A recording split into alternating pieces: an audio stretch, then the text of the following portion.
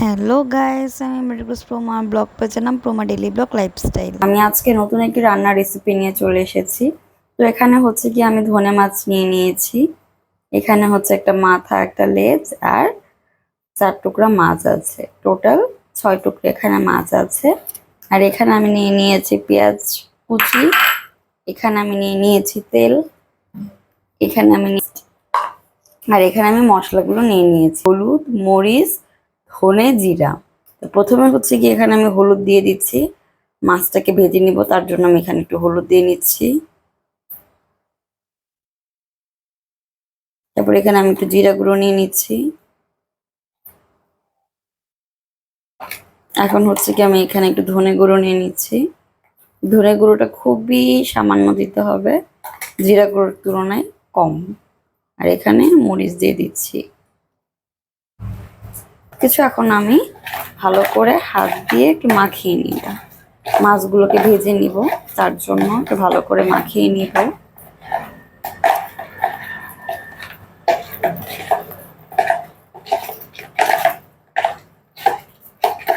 আর এর মধ্যে দিয়ে দিব লবণ।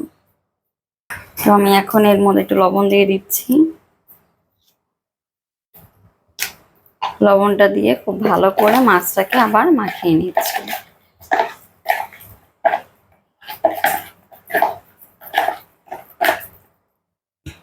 এখানে আমি একটা কড়াই বসিয়ে নিয়েছি, কড়াইটা গরম করছি। আর এখানে এর মধ্যে আমি মাছগুলোকে ভেজে নেব, তার জন্য তেলটাকে খুব ভালো মতো করে গরম করে নিতে হবে। তেলটা গরম হওয়া পর্যন্ত অপেক্ষা করছি, তাহলে মাছগুলো ভাজলে খুব ভালো করে তেলটাকে এখন আমি খুব ফুল স্পিডে তেলটাকে গরম করে নিব। তো এই যে আমি মাছগুলোকে খুবই ভালো করে মাখিয়ে নিয়েছি। এখন কিছুক্ষণ এটাকে আমি রেস্টে রেখে দিব তেলটা গরম হয়ে যাওয়ার আগ পর্যন্ত। দেখা হচ্ছে তেলটা গরম হয়ে যাওয়ার পর। আর মাছটা রান্না করার জন্য এখানে হচ্ছে গিয়ে আমি বেগুন নিয়ে নিয়েছি, পটল নিয়ে নিয়েছি, আলু নিয়ে নিয়েছি, আর এখানে একটু দাঁড়া নিয়ে নিয়েছি। এই সব কিছু দিয়ে একটু ঝোল ঝোল একটা তরকারি রান্না করব।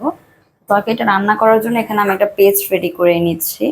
এখানে হচ্ছে কি আমি দিয়ে দিচ্ছি আদা রসুনের পেস্ট 2 টেবিল চামচ আদা রসুনের পেস্ট। এখানে আমি দিয়ে দিচ্ছি মরিচ গুঁড়ো বা বাটা, যে যেটা ইউজ করেন। আর এখানে আমি দিয়ে দিচ্ছি হলুদ গুঁড়ো। এখানে আমি দিয়ে দিচ্ছি জিরে গুঁড়ো। মাছ, তার জন্য জিরা গুঁড়ো একটু একটু বেশি ইউজ করব, ধনে গুঁড়াটা একটু কম ইউজ করা হবে। তো এখানে ধনে গুঁড়ো, আর এখানে একটু সামান্য পরিমাণে লবণ ইউজ করব, কারণ আমি মাছে অলরেডি লবণ দিয়ে দিয়েছি। জাস্ট মশলাটা কষানোর জন্য যতটুকু লবণ দরকার ঠিক ততটুকু লবণ দিয়ে দিচ্ছি। আর এখানে যে পরিমাণ মতো যে পানিটা সেটা দিয়ে দিচ্ছি।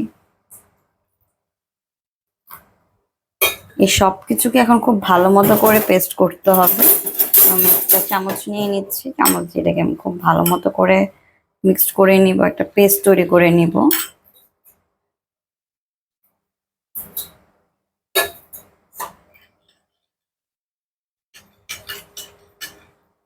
এই পেস্টটা দিয়ে আসলে রান্নাটা করা হবে।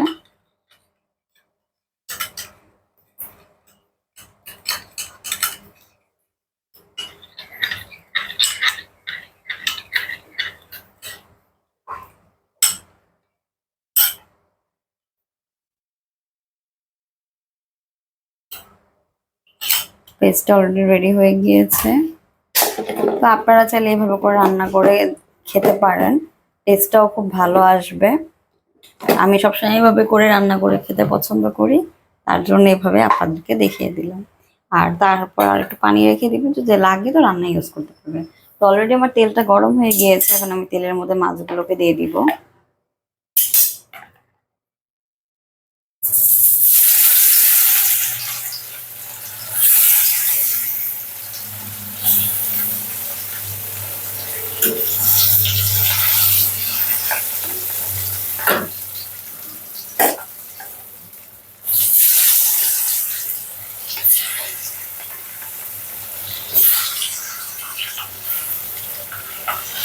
এখানে আমি সবগুলো মাছই দিয়ে দিয়েছি।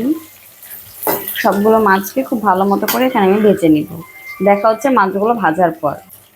মাছগুলোর এক সাইড খুব ভালো মতো করে ভাজা হয়ে গেলে মাছগুলোকে একটু খুব ভালো মতো করে উল্টে দিতে হবে। আমি অলরেডি মাছগুলোকে একবার উল্টে দিয়েছি।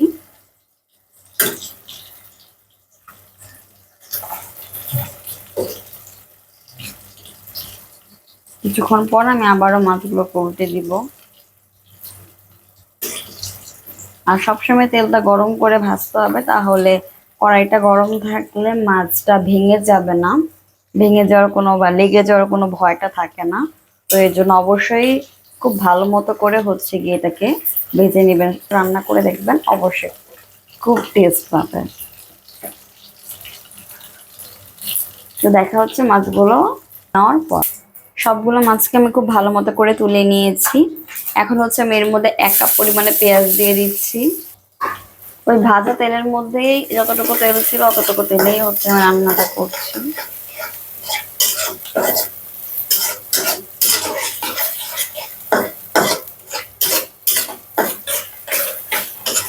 পেঁয়াজটাকে আমি একটু ভালো করে ভেজে নিব।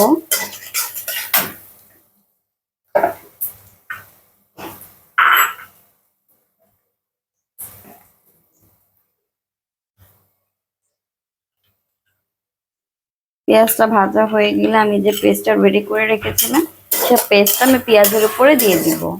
তো এর মধ্যে আমি যে পেস্টটা রেডি করে রেখেছিলাম সে পেস্টটা আমি এখন দিয়ে দিচ্ছি।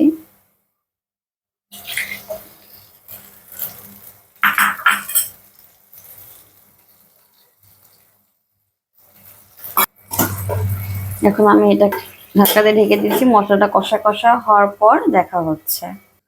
তো এই পর্যায়ে আমি ঢাকাটা উঠিয়ে নিচ্ছি, মশলাটা একটু কষিয়ে দিচ্ছি। আর এই পর্যায়ে আমি একটা তেজপাতা মাঝখান দিয়ে চিড়ে দিয়ে দিচ্ছি।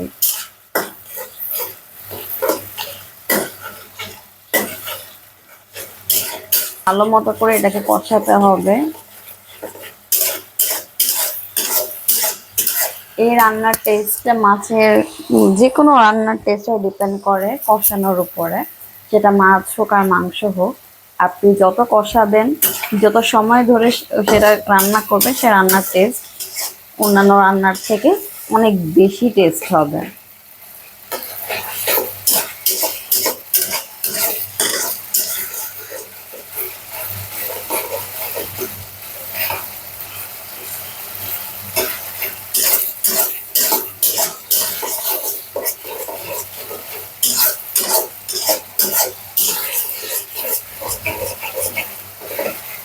দেখতেই পাচ্ছেন আমি কতটা সময় ধরে আমি এটাকে খুব ভালো করে কষাচ্ছি।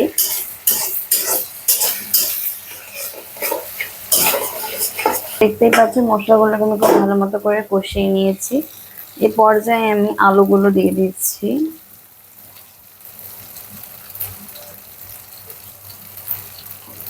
আলুগুলোকে আমি কিছুক্ষণ খুব ভালো করে কষিয়ে নিব।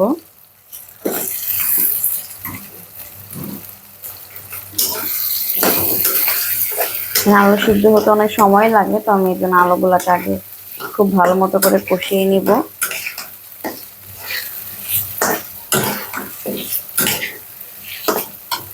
এখন আমি এই পর্যায়ে দিয়ে দিচ্ছি দাঁড়া। দাঁড়াগুলো দিয়েও আমি খুব ভালো করে কষিয়ে নিচ্ছি।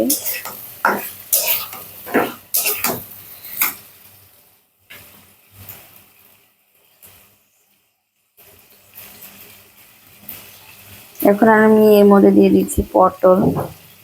খুব ভালো মতো করে মশলার সাথে কষিয়ে নিচ্ছি।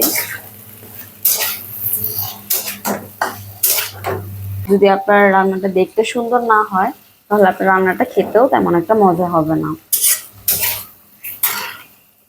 তো তার মধ্যে এখন আমি বেগুনগুলো দিয়ে দিচ্ছি।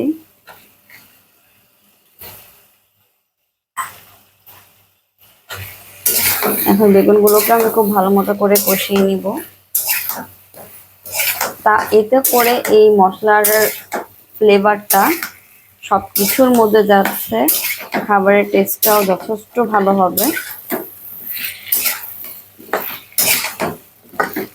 এই জন্য সবাই একটু এভাবে করে একটু কষিয়ে নেবেন, সময় ধরে রান্নাটা করবেন, তাহলে দেখবেন রান্নার টেস্টটা খুব ভালো হবে।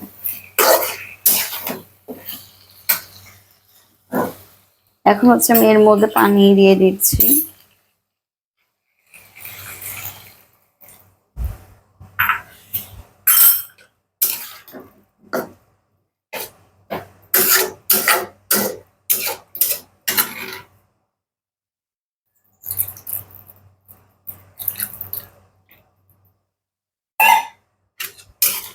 সবজিগুলো সিদ্ধ হওয়ার পর্যন্ত আমি একটু অপেক্ষা করছি, ঢাকনা দিয়ে ঢেকে দিচ্ছি। দেখা হচ্ছে সবজিগুলো রান্না হওয়ার পর। আমি কিছুক্ষণ পর চলে এসেছি। এখন আমি এর মধ্যে মাছগুলো দিয়ে দিচ্ছি।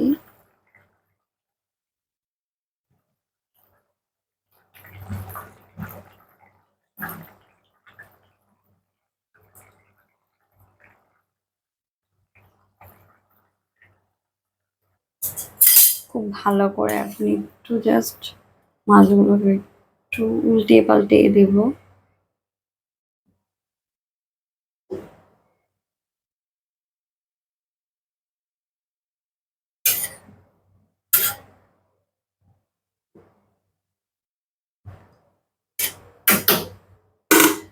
মাছগুলোকে এখন কিছুক্ষণ খুব ভালো মতো করে ফুটিয়ে নিব।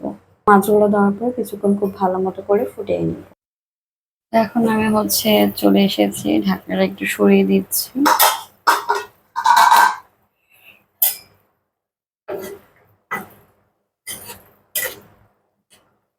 অলরেডি হয়ে গিয়েছে, তো লবণটা একটু কম হয়ে গিয়েছে, এখানে আমি আরেকটু লবণ দিয়ে নিচ্ছি।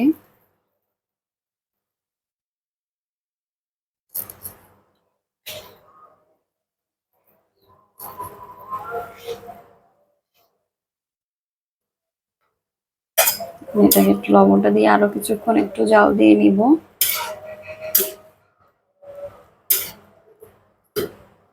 আর এই পর্যায়ে এখানে আমি যে ভাজা ধনেপাতা দিতে পারেন আস্ত, বাট ধনেপাতা না থাকলে আপনারা এরকম আমার মতো জিরা গুঁড়া, ভাজা জিরা গুঁড়াটা ইউজ করতে পারেন।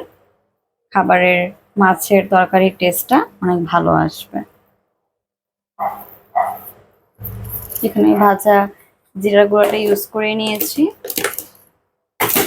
আর আমি লবণ দিয়ে নিয়েছি, খুবই সামান্য লবণ দিয়ে নিলাম। এখন একটু জাস্ট হালকা করে একটু নেড়ে দিব, আবার কিছুক্ষণ ঢেকে রাখবো তরকারিটা হয়ে যাওয়ার আগ পর্যন্ত। দেখা হচ্ছে তরকারিটা হয়ে যাওয়ার পর। তো অলরেডি আমার রান্নাটা হয়ে গিয়েছে। যদি ভিডিওটি ভালো লাগে থাকে তাহলে অবশ্যই লাইক করবেন, কমেন্ট করবেন, সাবস্ক্রাইব করবেন, পাশে বেল আইকনটা ক্লিক করে দিবেন যেন আমার যে কোনো নোটিফিকেশন আপনাদের কাছে চলে যেতে পারে। সবাই ভালো থাকবেন, সুস্থ থাকবেন, tata, bye bye, see you.